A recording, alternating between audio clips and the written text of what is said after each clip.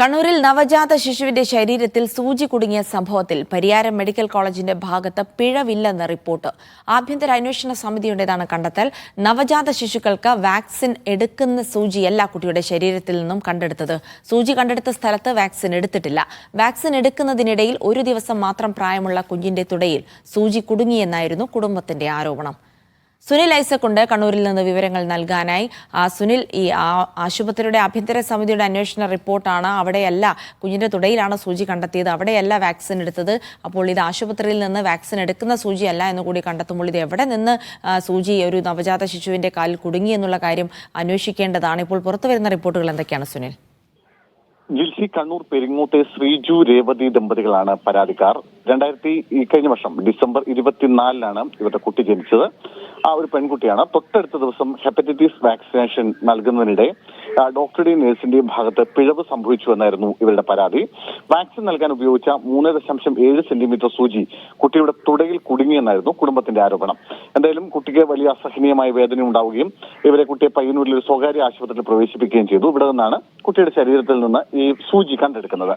എന്തായാലും ആ സംഭവത്തിൽ പരിയാരം മെഡിക്കൽ കോളേജിന്റെ ഭാഗത്ത് വീഴ്ച സംഭവിച്ചു എന്ന് ആരോപിച്ച് മുഖ്യമന്ത്രിക്ക്, ആരോഗ്യമന്ത്രിക്ക്, തൊട്ടു പിന്നാലെ പോലീസിനൊക്കെ ഈ മാതാപിതാക്കൾ പരാതി നൽകുന്നു. പരിയാരം പോലീസ് ഈ വിഷയത്തിൽ കേസെടുത്ത് അന്വേഷണം ആരംഭിക്കുകയും ചെയ്തു. ആ ഡ്യൂട്ടിയിൽ ഉണ്ടായിരുന്ന ഡോക്ടർക്കും നഴ്സിനുമെതിരെയായിരുന്നു കേസെടുത്ത് അന്വേഷണം ആരംഭിച്ചത്. പയ്യന്നൂർ ഡിവൈഎസ്പിക്കാണ് അന്വേഷണ ചുമതല. അന്വേഷണം ഒരു ഭാഗത്ത് നടക്കുകയാണ്. അതിനിടെയാണ് ആരോഗ്യ വകുപ്പിന്റെ നിർദ്ദേശപ്രകാരം ഒരു ആഭ്യന്തര അന്വേഷണ സമിതിയെ നിയോഗിക്കുന്നത്. അതിൽ ഡെപ്യൂട്ടി സൂപ്രണ്ട് ചെയർമാനായ സമിതിയിൽ പീഡിയാട്രിക് സർജറി വിഭാഗം മേധാവിമാരും RMOയും അടങ്ങുന്ന ഒരു സമിതിയാണ് ഇത് സംബന്ധിച്ച വിശദമായ അന്വേഷണം നടത്തിയത്.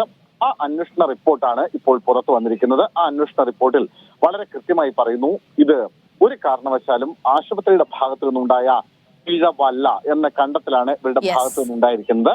അതിന് ചില ശാസ്ത്രീയമായ കാര്യങ്ങൾ കൂടി ഈ വിഷയത്തിൽ അവർ മുന്നോട്ട് വയ്ക്കുന്നുണ്ട്. അതായത് നവജാത ശിശുക്കൾക്ക് പ്രതിരോധ കുത്തിവയ്പ് നൽകുന്ന സിറിഞ്ചിന് 3.7 സെന്റിമീറ്റർ നീളമുള്ള സൂചികൾ ഉപയോഗിക്കാറില്ല എന്നതാണ് ഒരു പ്രധാനപ്പെട്ട കാര്യം. മറ്റൊന്ന്, തുടയിൽ സൂചി കണ്ടെടുത്ത സ്ഥലത്ത് കുത്തിവയ്പ് നൽകുകയോ ഇവിടെ നിന്ന് രക്തമെടുക്കുകയോ ചെയ്തിട്ടില്ലെന്ന് ആരോഗ്യവകുപ്പ് നിയോഗിച്ച ഈ സമിതി കണ്ടെത്തിയിട്ടുണ്ട്. അതായത് മെഡിക്കൽ കോളേജിൽ നിന്ന് ശേഷം കുട്ടി ഡിസ്ചാർജ് ചെയ്തതിനു ശേഷം മറ്റെവിടെയെങ്കിലും ആശുപത്രിയിൽ ചികിത്സ തേടിയിട്ടുണ്ടോ, അതല്ലെങ്കിൽ മറ്റെവിടെ നിന്നെങ്കിലും ഈ കുട്ടിയുടെ ശരീരത്തിലേക്ക് സൂചി തറച്ച് കയറിയതാണോ തുടങ്ങിയ കാര്യങ്ങൾ സംബന്ധിച്ച വിശദമായ അന്വേഷണം വേണം എന്നും ആവശ്യമുണ്ട്. മാത്രമല്ല ഈ ശരി സുനിൽ, എന്തായാലും ഇപ്പോൾ അന്വേഷണ റിപ്പോർട്ടിൽ അവിടെ അല്ല സൂചി കുടുങ്ങിയിരിക്കുന്നത് എന്നുള്ള ആശുപത്രിയുടെ റിപ്പോർട്ടാണ് വന്നിരിക്കുന്നത്.